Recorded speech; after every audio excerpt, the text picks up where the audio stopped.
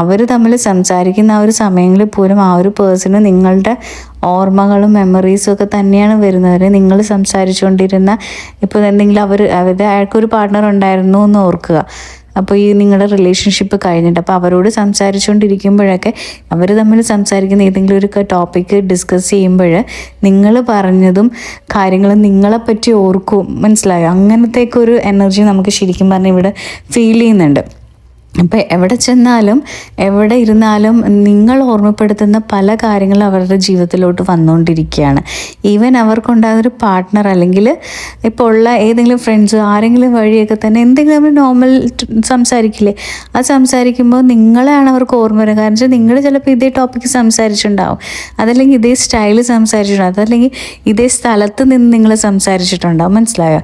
അങ്ങനെയൊക്കെ കൂടുതൽ കാര്യങ്ങളൊക്കെ കാണാൻ തുടങ്ങും, കേൾക്കാൻ തുടങ്ങുമ്പോഴൊക്കെ അയാൾക്ക് വളരെ ഭ്രാന്തമായിട്ട് ഈ ഒരു ഇതിനെ തോന്നി തുടങ്ങി.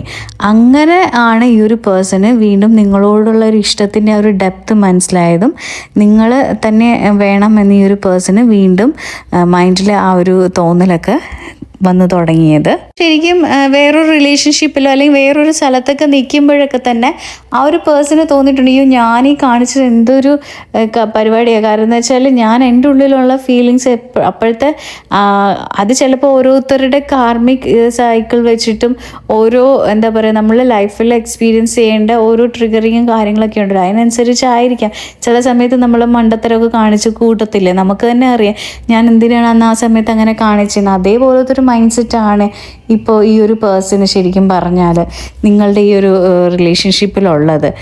അതായത് ഞാൻ അന്ന് എന്തിനാണ് ഞാൻ അങ്ങനെ കാണിച്ചത്, എന്തിനാണ് എനിക്ക് ഉള്ളിലുണ്ടായിരുന്ന ആ ഒരു ഫീലിങ്സൊക്കെ ഞാൻ ഒളിപ്പിച്ച് വെച്ചത്, അല്ലെങ്കിൽ നീ എനിക്ക് വേണ്ടി വെയിറ്റ് ചെയ്യണം എന്ന് പറയുമ്പോൾ ഞാൻ എന്താണ് നല്ല രീതിയിലൊരു മെസ്സേജ് പറയാതിരുന്നത് എന്നൊക്കെ ഓർത്ത് ആ ഒരു പേഴ്സൺ ഒരുപാട് ഇപ്പോൾ വിഷമിക്കുന്നുണ്ട്.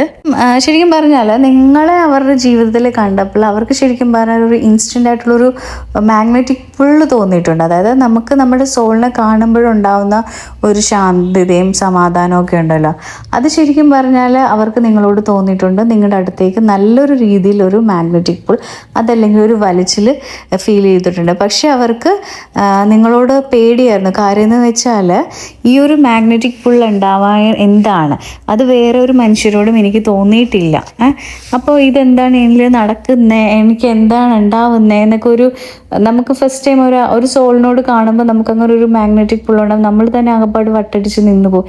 ഇതെന്താണ്, ഇത് എനിക്ക് മാത്രമാണോ, അത് എനിക്ക് വട്ടാണോ, അല്ലെങ്കിൽ അത് വേറെ എന്തെങ്കിലും ആണോ എന്നൊക്കെ നമുക്കൊരു ഭ്രാന്തമായിട്ടുള്ളൊരു കുറേ കാട് കയറി ചിന്തകളൊക്കെ ഉണ്ടാകും. അതുമൊക്കെ ഇതിനൊരു റീസൺ ആണ്.